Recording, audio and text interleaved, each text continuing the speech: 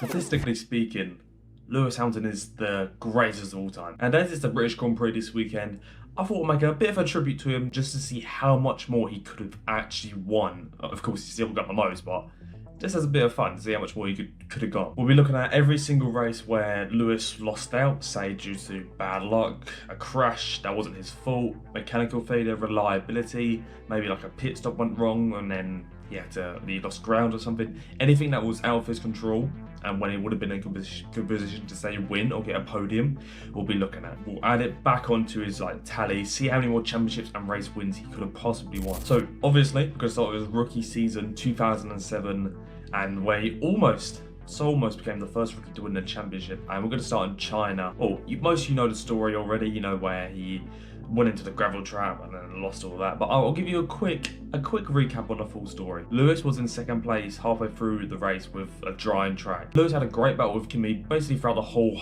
first half of that race, which was his main one of his main championship rivals even. Kimi did pass Hamilton on lap 29, was when you could see his tyres were just finished. They were down to the carcass where you could see like a white stripe on his rear right. And as Lewis went to the pits on lap 30, on a drying track, but still a bit greasy, granted with tyres that had nothing left on them, he just simply slid off the racing line, had to counter steer the car, and of course that took him off his line and went into the gravel trap. He was beached and had to retire from the race, and that cost him the championship lap. In an alternative universe, Lewis kept control of his car, went into the pit lane, made his pit stop, finishing second behind Raikkonen. We'll give Raikkonen a benefit of that way he actually won the race, and Lewis became world champion and the first rookie champion. And of course, Brazil, he had that gearbox issue at the start of the race, but we're not going to include that because he already would have won the championship by now. So throughout 2007, he still would have had the same amount of race wins and just simply would have won the title and maybe one more podium, and that's it. That's all it would have been. So it shows how faultless Hamilton's rookie season really was. 2008 wasn't so straightforward for Hamilton, no. It was full of controversy and was not short of incidents. So try and speed through these ones a little bit as there's quite a few things to go through. The first place we stop to make a change is the Canadian Grand Prix. Lewis absolutely dominated qualifying by taking pole by 6/10 of a second and pitted on lap 19 after a crash with, I believe it was Adrian Sutil. Lewis was leading the race, went into the pit lane to crash to change his tyres. Bit of a kerfuffle, red light was at the end of the pit lane and he went into the back of Kimi Raikkonen, which took himself and Kimi out of the race. As far as chances go, he probably would have won this race. One race win for Lewis, that's the first one we've added on. In Hungary, Hamilton found himself with a puncture literally at turn 3, so he had to go around the whole lap with his failed tyre in his car, which knocked him off the podium, and he was fighting Massa for the win before this. Obviously, Massa was his title rival, and Massa would have won this race, Hamilton would have been second, but as we know, Massa had engine failure with 3 laps to go, and obviously Kovalainen actually won this race. So Kovalainen would have been second in this universe and Hamilton would have won as he would have been behind Massa before he had his engine failure. So that's another 10 points and a P1 for Lewis. And finally for Japan, Lewis once again starting from pole position by 6/10 again. Lewis is just on fire and qualifying, unstoppable. But he had a terrible start and dropped to 6th and was punted by Massa, his championship rival, and dropped down all the way back to the back of the field. And we couldn't really say how things would have gone. So I think we'll just leave this one as it is. Whereas, he did start from pole, but then he had a poor start and Raikkonen's other rivals were about. So you can't really say whether or not he would have won the race or where he would have actually finished. He did finish 7th in the end on that race, I believe it was off the top of my head, but you can't really say. So we're just going to leave this one as it is. In our universe, it is 9 wins, 1 title Lewis has by now. Right now in our alternate universe, he has 11 wins and 2 championships to his name. But 2009 was one of his worst years going. And there's a few things that we can play about with, but he wouldn't have contention to win a championship anyway. So we're just going to go very brief as one, and we're going to give him, we'll take away that DSQ, disqualification from Australia, and give him back that podium, and we're going to give him that win in Abu Dhabi where he was on pole by a huge amount once again. So that's another win. Exclude the Monza one because he did crash on his own. No one was near him. He was leading the race with 2 laps to go, and he just bottled it at Lesmo won completely on his own, so we'll just leave that as it is. It's just one extra win he got for just this year, so that brings his 2009 total to 3 and his total to 14 from 11. So 2010, this year was super competitive. You had names like Michael Schumacher returning, Sebastian Vettel rising, Mark Webber his teammate, Fernando Alonso signing for Ferrari, Massa was his teammate, Jenson Button, Hamilton's new teammate, and on a few occasions, Lewis did lose out to someone that wasn't his fault at all, so we're going to go through them. We first up in Spain, where Lewis was running in second place behind Mark Webber, no chance to win the race, just cruising in second, He had a problem with his car coming around turn 3. If you've seen the clip, you know it's a big crash. His front left tyre exploded basically going around that long fast corner, and he just went into the wall, lost second place completely. And it was no fault of his own, so we're going to give him that second place because that's where he would have finished. Our next race in Hungary wasn't a good one for Lewis. He wasn't performing as what the Red Bulls were doing, you know, Weber and Vettel. That Red Bull had so much downforce on it, and Hungary being a downforce track just led them to dominate that weekend. And he did retire from a gearbox failure, but considering he wasn't even in contention for a podium, we'll just leave this one as it is. Italy, somewhat the same story as Hungary. He tagged Massa at the start, coming into the second chicane, and well, I say it was his own fault, and it was on the first lap. He could have fought for the win, or maybe a podium, but I don't think so. So we'll just leave this one out, and it was his own fault. Singapore, Lewis turned into Mark Webber, completely took himself out of the race, and had a puncture and decided to retire the car on his own. So that was the end of that one. No new changes there. So I'm only deciding to give him 18 points from that race in Spain where he got that puncture. That's it. That's all I'm going to give him. And do you know something? That actually would have been enough to give him the title. But just about, was very close to Vettel still. But hey, still enough for him to win the title. And that's him now, a 3-time world champion, only 4 seasons into his Formula 1 career. Like, that's insane on how actually good he was and how often he competed for championships. 2011 though wasn't as so great as it was in 2010 or 08 or 2007, his rookie season. It was more like 2009 if anything. But you could argue a bit worse with a better car, but it was just really messy. He had a lot of incidents, especially with Felipe Massa, and just could not match the almighty unstoppable Sebastian Vettel at the time in that Red Bull.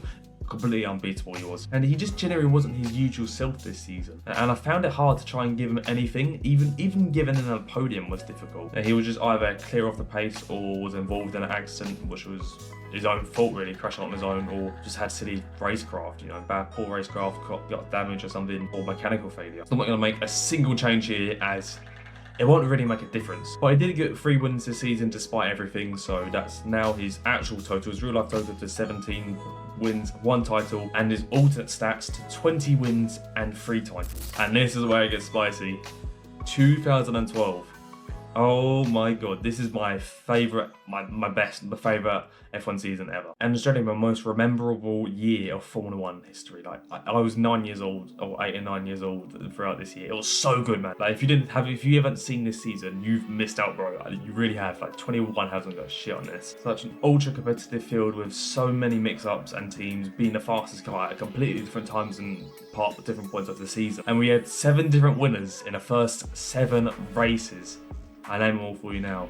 Jenson Button, Fernando Alonso, who was the third one? I can't remember.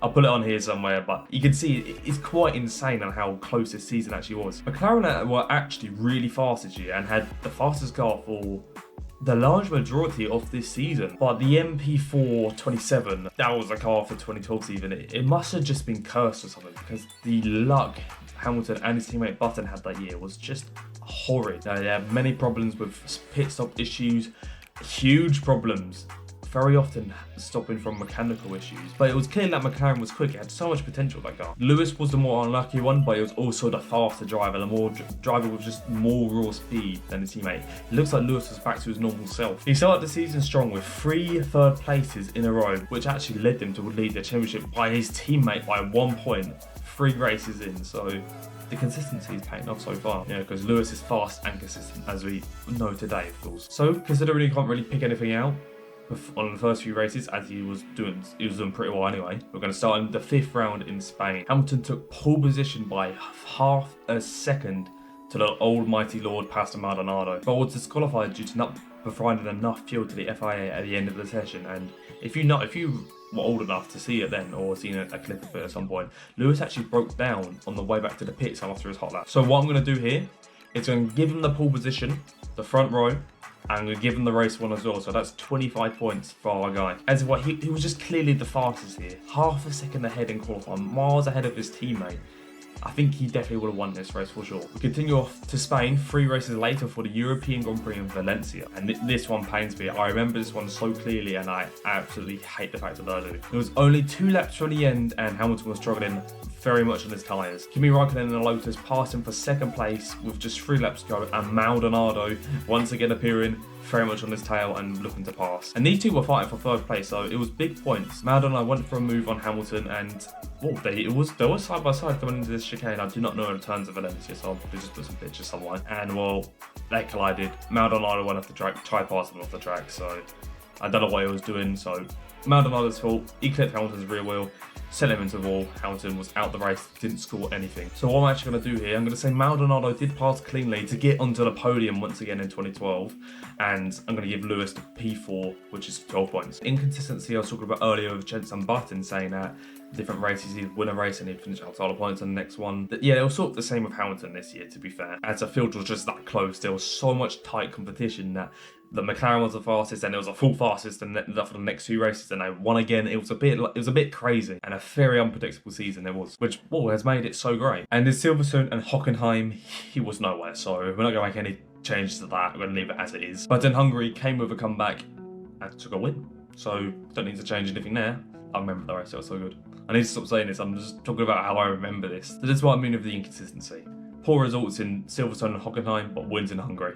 Crazy, isn't it? And obviously this is why I'm talking about things going very up and down, very inconsistent. So after winning Hungary, Hamilton qualified P8 for the Belgian Grand Prix after the summer break, and he got squeezed by Romain Grosjean and was involved in a huge turn 1 accident which almost took Alonso's head off. So we don't really know where he would have finished, so nothing we can really do here. But he did win in Monza, the very next race, and was en route to win again in Singapore. And around this time, this is when the Mercedes rumours began to surface, you know, like, okay, Hamilton got maybe be moving to Mercedes.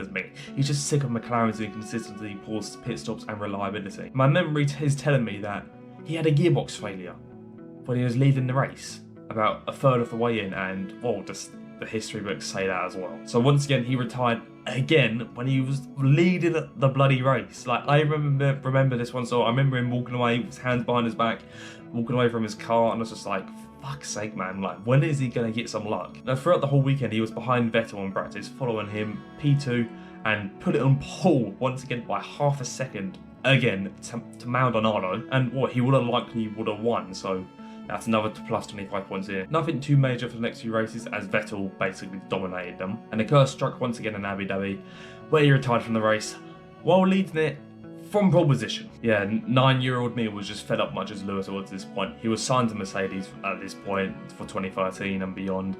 Like, I was just thinking, just get out of that McLaren already. And you could see his frustration. He hits the steering wheel when a car just completely switches off on in blue screens. So we're going to say he won that race, and another 25 points. And finally, we reach Brazil, the season finale, which of course was his last race with McLaren, and again took a pole position with his teammate Button a 10th behind on the front row. Both McLarens did get away well in fairly mixed conditions, and for the first 10 laps or so, they were just training the position, the race lead for the race. So now you go ahead. Hamilton was struggling in the conditions. Button just swoops ahead. This is where Button was actually quite close to Hamilton in these mixed conditions where it was tricky to drive. You could argue Button could have been better in these conditions than Lewis, actually. So it was really a race between Hamilton, Button, and an orange car with Nico Hülkenberg. What? Yeah, Hülkenberg was challenging for the lead with the 2 McLarens, which is a bit bonkers, and probably the 7th fastest car. Well, this is a very young and probably faster than Nico Hülkenberg. And he was challenging for a win in a dog of a car in,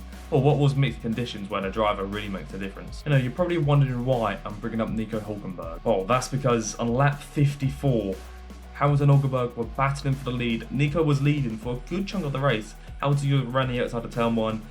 And Hülkenberg just got a bit of a wet patch of the track and lost control of his car and slammed into Hamilton's car, hitting his front left tyre and breaking their suspension, which ended Hamilton's race and his McLaren career on the spot. And well, far as chances go, Hamilton probably would have passed Hülkenberg, sailed away off into the lead with 15 laps to go, not caring about what happened with Alonso and Vettel behind him, and pretty again would have won the race, as Button followed him behind in second place to secure a McLaren 1-2, which would have been a fitting way to end his McLaren career. So again, we'll add another 25 points in this 2012 season. Like, so many points he missed out on this year, man. So many. So after a chaotic season, Lewis would have gained a whopping 112 points, and also would have taken 8 victories in total, which would have been way more than anyone else The closest guy to him would have been Vettel with 5. Now, that's what happened in the actual season in 2012. He probably would have been 4 because he would have taken one away in Singapore. So Hamilton would have basically